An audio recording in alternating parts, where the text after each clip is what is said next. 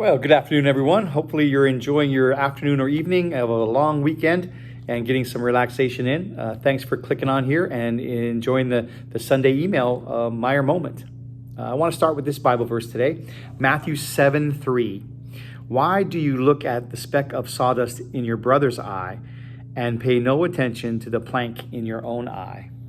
You know, this last week, we delivered our youngest child to Gonzaga University. And so Drew has gone out of the house now, and he is there at Gonzaga. And it was pretty emotional, I'd be honest with you, as the youngest going through it. And from the family perspective, we come home to kind of an empty house in that sense. But I also wanted to kind of share, as I was driving home, reflecting on siblings and family, and how our families are really gifts to us because they grow and they have different opinions and different thought processes as they grow.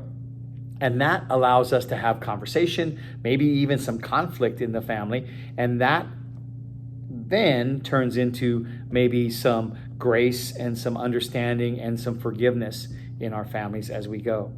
You know, Jesus talks about that in this verse that I shared. And one of the thoughts that he's sharing here is the fact that, you know, we don't have to be right all the time.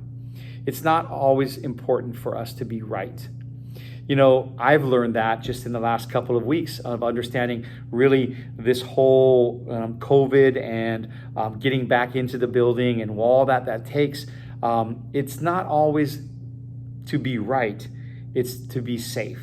And it's to make sure that we're doing everything we can to be safe. And people have shared that with me and have helped me along the path there.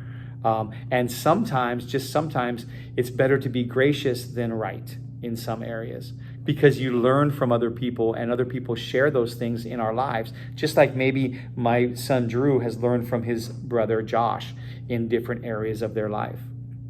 You know, Jesus doesn't call us to be right. He does say we need to be gracious and understanding. And so it's important for us to get this right. It's important for us to do this in-building thing right because we love our families and we love our young people and we want safety to be the key. But it's also important for us to not feel like each individual person is right, but collectively as a community, we're going the right path. And God has led that, and he continues to lead that every single day. God is love. God is God. God is good. Go Saints.